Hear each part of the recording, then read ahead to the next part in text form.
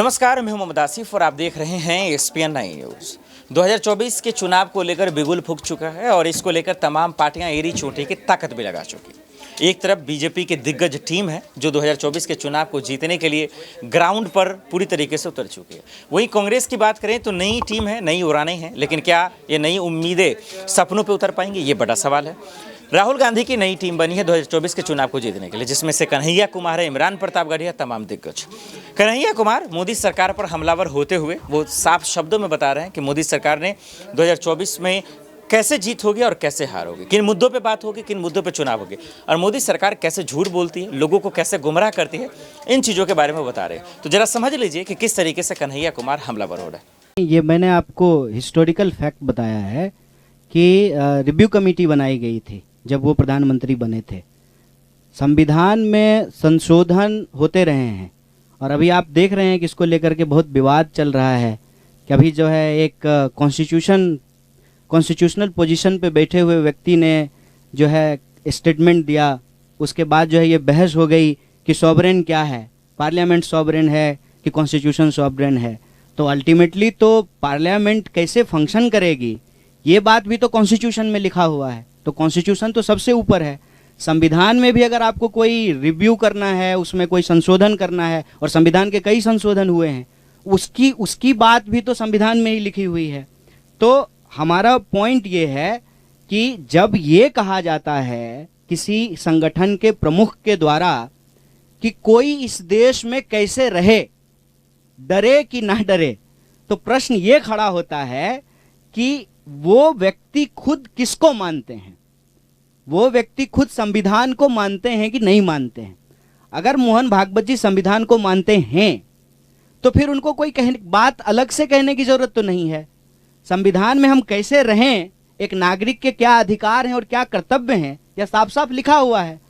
हमारे संविधान में ये लिखा हुआ है ना कि इस देश का नागरिक होने के चलते आप अपनी धार्मिक मान्यता और विश्वास को मानने के लिए स्वतंत्र हैं, तो साफ साफ लिखा हुआ है। तो अलग से ये बात कहने की जरूरत क्यों पड़ रही है। अब प्रश्न उठता है कि संविधान मानते हैं कि नहीं मानते हैं।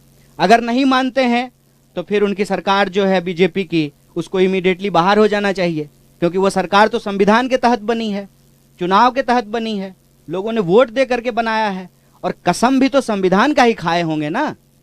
सारे MP, सारे मिनिस्टर, सारे चीफ मिनिस्टर, प्राइम मिनिस्टर, कसम तो संविधान का ही खाया है ना। अगर नहीं मानते हैं तो फिर संविधान का कसम क्यों खा रहे हैं। तो ये अंतर विरोधी बात है, हम ये कह रहे हैं। और ये अंतर विरोधी बात क्यों बोली जाती है, उसके दो कारण हैं। पहला, धर्म और सांप्रदायिकता से देश को कंफ्यूज किया जाता है। हर धार्मिक व्यक्ति सांप्रदायिक नहीं होता है, ये समझना जरूरी है। जैसे हर दूध से जो है ना दही नहीं बनती है, रसगुल्ला भी बनता है। तो आप जो है हर दूध को दही कहना शुरू कर दें, मतलब हम ये कह रहे हैं कि RSS के बनने से पहले धर्म था ना, और RSS के बनने के बाद भी धर्म रहेगा। तो RSS के पास सांप्रदायिकता की ठेकेदारी हो सकती है, धर्म की ठेकेदारी नहीं है। पॉइंट 1। पॉइंट 2 कि इस बात से कंफ्यूज मत होइए कि इस तरह की चर्चाएं शुरू क्यों की जाती है। अब ये बोलने की कोई जरूरत तो नहीं थी, इसलिए की जाती है कि ये अंग्रेजों का टैक्टिस है। मैं बार बार कहता हूं, फूट डालो, राज करो, इंसान को आपस में लड़ाओ, उसके मुद्दे भटकाओ। भारत जोड़ो यात्रा का ये लक्ष्य है कि ना हम संविधान को किसी भी तरीके से बर्बाद होने देंगे, संविधान को हम बचाएंगे, प्रोटेक्ट करेंगे, और संविधान में लोगों के ही अधिकारों की बात है तो उनके जो मुद्दे हैं, रोजी रोटी, कपड़ा, मकान, शिक्षा, स्वास्थ्य, सड़क, बिजली, पानी, उसको प्रमुखता से उठाएंगे। आपने देखा ये वीडियो, कन्हैया कुमार को सुना आपने, और सुनकर आप समझ गए होंगे कि 2024 का चुनाव कितना अहम है, और चुनाव कांग्रेस के लिए जीतना भी कितना अहम है। भले ही कांग्रेस के पूर्व अध्यक्ष राहुल गांधी लिख कर दे रहे हैं कि चुनाव जीतेंगे हम ही, लेकिन अगर आप 2014 से तस्वीरों को अगर आप देखेंगे तो ये सिर्फ और सिर्फ मुंगेरी लाल के सपने देखते हैं कि कांग्रेस 2024 का चुनाव जीत भी पाएगी। क्योंकि अभी जो 3 राज्यों के चुनाव के नतीजे आए हैं, वो कौन जीता कौन हारा ये मतलब नहीं है, कांग्रेस का कैसा प्रदर्शन रहा ये सबसे अहम बात होता है, क्योंकि इसी से लोग 2024 के चुनाव के आकलन कर रहे हैं। लिहाजा ऐसे में सवाल ये है कि अब मोदी सरकार पर कैसे हमलावर होंगे, कांग्रेस कैसे भारी पड़ेगा, इसको लेकर कन्हैया कुमार का जरा ये प्लान देखें। ट्रेंड चल रहा है बॉयकॉट बॉलीवुड वाला, और खासतौर पे हम बात करें चाहे बेशरम रंग हो, काफ़ी राइट विंग ग्रुप्स ने किया है। तो कांग्रेस का इस पे क्या स्टैंड है कि क्या बॉलीवुड को प्रेशराइज किया जा रहा है? और देखिए, जब हम लोग ये प्रेस कॉन्फ्रेंस शुरू किए तो हमने इस्तेमाल किया वर्ड संविधान, संवैधानिक संस्थाएं, तो हम उसी दायरे में रहेंगे ना।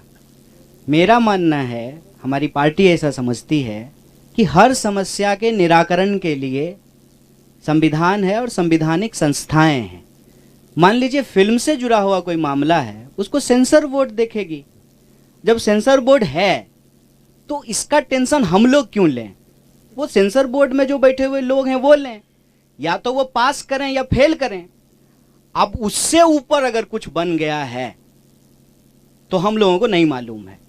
तब तो फिर कोई भी आता है, मंत्री आकर के कुछ भी बोलता है, तो फिर अलग अलग राज्य का अपना अपना सेंसर बोर्ड होगा, अलग अलग धर्म का अपना सेंसर बोर्ड होगा, अलग अलग जाति का सेंसर बोर्ड होगा, अलग अलग जिले का सेंसर बोर्ड होगा। फिर जब भी इस देश में कोई सिनेमा बने तो जो है एक कॉपी जो है वो सारे सेंसर बोर्ड को भेजा जाए, फिर रिलीज हो। कोई तो डेकोरम होगा ना। हम कह रहे हैं कि किसका कॉपीराइट है केसरी रंग पे? महात्मा बुद्ध के छीवर का रंग केसरिया है। शिवाजी महाराज, साहू जी महाराज, संभाजी महाराज के झंडे का रंग केसरिया है। भाजपा के झंडे में हरा है, कोई ध्यान ही नहीं दिया है। बीजेपी के झंडे में हरा है। यहां हम बैठे हुए हैं, ये संतों की भूमि है, गुरुओं की भूमि है। केसरी रंग पंजाब का रंग है। देश के तिरंगे में जो है केसरी रंग है। किसी को कोई ठेकेदारी है क्या? अरे जिसको जो रंग पहनना है, इसीलिए हमने एक शब्द का इस्तेमाल किया था, डाइवर्सिटी। डाइवर्सिटी का क्या मतलब होता है? हमारे यहां अगर हम हिंदू धर्म की बात करें तो 33 करोड़ देवी देवता हैं। 33 करोड़। कोई हमको 33 करोड़ देवी देवता का नाम गिना दे, कोई पूरे देश में, जो ठेकेदार बन रहा हो, तो हम समझ जाएंगे। यहां यह इस बात का प्रतीक है कि हमारा देश हमेशा से अभिव्यक्ति को अपहोल्ड किया है। आप जान लीजिए कि अगर आप दर्शन का इतिहास पढ़ेंगे, भारतीय दर्शन का, तो यहां अगर भाववादी दर्शन था तो भौतिकतावादी दर्शन भी था। चारवाक भी थे यहां पे, यम जीवेत सुखम जीवेत रण कृत्वा घिमम पिबेत। तो यहां चारवाक भी रहे हैं। यहां लोग रहे हैं जो ईश्वर के अस्तित्व को नकारते हैं। स्वयं महात्मा बुद्ध जो है पुनर्जन्म को नकारते हैं। तो हमारे दर्शन में, हमारी परंपरा में, हमारी संस्कृति में विविधता कूट कूट करके भरी हुई है और कोई ठेकेदार नहीं है। हम सब इस देश के नागरिक ने एक किताब को, एक संविधान को अपना सर्वोच्च चीज चुना है, उसको माना है, और उसके आधार पर ही संवैधानिक संस्थाएं बनी हैं। क्या फिल्म में होगा नहीं होगा, ये सेंसर बोर्ड तय करेगा, कोई व्यक्ति तय नहीं करेगा। आपने ये दोनों बयान देखा। दोनों बयान देखकर आप समझ गए होंगे कि 2024 के चुनाव में भले ही बीजेपी की जीत या हार हो या कांग्रेस की जीत या हार हो, लेकिन राहुल गांधी की जो नई टीम बनी है, जिसमें कन्हैया कुमार, इमरान प्रतापगढ़ी, तमाम लोग हैं, ये पीछे नहीं हटने वाले हैं। भारत जोड़ो यात्रा में भी बढ़ चढ़कर हिस्सा लिया इन लोगों ने, प्रोटेस्ट किया और हर एक मसले पे सामने आगे आ रहे हैं, और इसीलिए ये लोग पूरी ताकतें लगा रहे हैं। अब राहुल गांधी की नई टीम क्या उनको जिता पाएगी, ये बड़ा सवाल है। अब देखना पड़ेगा 2024 के चुनाव में कौन बाजी मारता है। आज के लिए इतना ही, मुझे दीजिए इजाजत। आप देखते रहे स्पेन आई न्यूज़। नमस्कार।